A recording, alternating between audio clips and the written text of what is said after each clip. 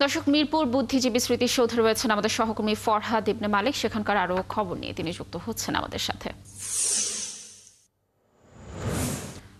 ফরহাদ, নিশ্চয়ই অনেকেই শ্রদ্ধা জানাতে এসেছেন, বিভিন্ন সাংস্কৃতিক সংগঠন, রাজনৈতিক সংগঠন যারা এসেছেন তারা কি বলছেন, তাদের মতামত কি আজকের দিনটিকে ঘিরে? তার মানে সকাল থেকে কিন্তু শ্রদ্ধা নিবেদন চলছে। বিভিন্ন রাজনৈতিক সংগঠন শ্রদ্ধা নিবেদন করেছে, তবে সবার আগে শ্রদ্ধা নিবেদন করেছেন মহামান্য রাষ্ট্রপতি 7:05 এবং 7:06 শ্রদ্ধা নিবেদন করেছেন অন্তর্বর্তী সরকারের প্রধান উপদেষ্টা ডক্টর মোহাম্মদ ইউনূস। তাদের শ্রদ্ধা নিবেদন শেষে মুক্তিযুদ্ধ বিষয়ক উপদেষ্টা শ্রদ্ধা নিবেদন করেছেন। শ্রদ্ধা নিবেদন করেছে বিভিন্ন রাজনৈতিক দল, অঙ্গ সংগঠন, বিভিন্ন শিক্ষা প্রতিষ্ঠানের যারা রয়েছেন তারা শ্রদ্ধা নিবেদন করেছেন।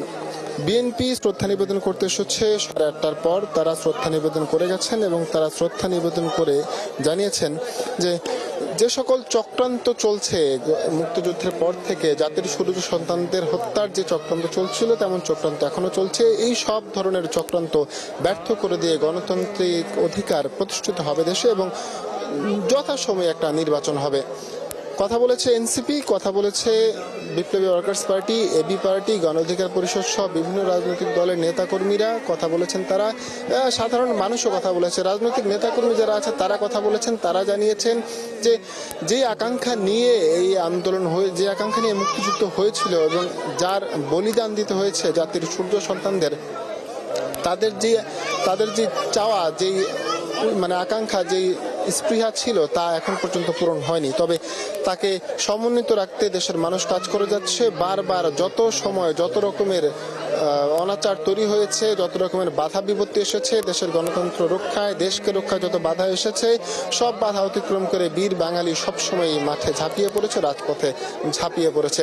সাধারণ মানুষের প্রত্যাশা এই যে বুদ্ধিজীবী দিবস আজ 54 বছর ধরে পালিত হচ্ছে, এই আকাঙ্ক্ষা যেন বাস্তবায়ন হয় এবং এই আকাঙ্ক্ষাকে বুকে ধারণ করে যেন একটা গণতন্ত্রের প্রতিষ্ঠা, একটা অবাধ, সুষ্ঠু ও নিরপেক্ষ নির্বাচন হয় এবং এই নির্বাচনের মধ্য দিয়ে যেন দেশে গণতন্ত্রের প্রতিষ্ঠা হয়, দেশে যেন মানুষের অধিকার প্রতিষ্ঠা হয়, যেন অধিকারের জন্য কাউকে লড়তে না হয়, যেন যুদ্ধাহত মুক্তিযোদ্ধাদের দ্বারে দ্বারে ঘুরতে না হয়, যেন তাদের সন্তানদেরকে অনাহারে মরতে না হয়, এই আকাঙ্ক্ষা তারা বারবার ব্যক্ত করেছেন।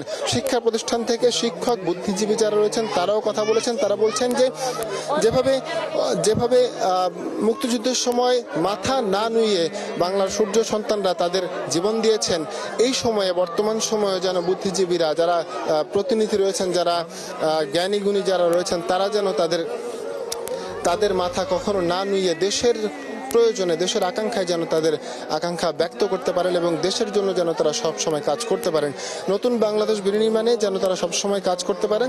যেই প্রত্যাশা, যেই আগ্রহ, যে আশা আকাঙ্ক্ষা নিয়ে 24-এর আন্দোলন হয়েছিল, গণ অভ্যুত্থান হয়েছিল, সেই গণ অভ্যুত্থানের যে আকাঙ্ক্ষা রয়েছে সেই আকাঙ্ক্ষা বাস্তবায়ন হয়, সেই আকাঙ্ক্ষার জন্য চূড়ান্ত প্রতিফলন ঘটে, তাও বারবার তারা ব্যক্ত করেছেন। তারা এই বিষয়গুলো তারা বারবার বলেছেন।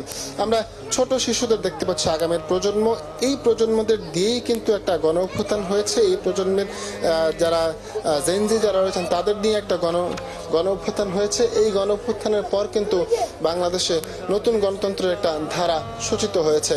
তো আজ 14ই ডিসেম্বর শহীদ বুদ্ধিজীবী দিবস, তারা শ্রদ্ধা জানাচ্ছেন, বিভিন্ন শ্রেণী পেশার মানুষ তারা শ্রদ্ধা জানাচ্ছেন এবং বাংলাদেশকে এই নীতি অনুসারে আগামীতে এগিয়ে নেওয়ার প্রত্যয় ব্যক্ত করেছেন।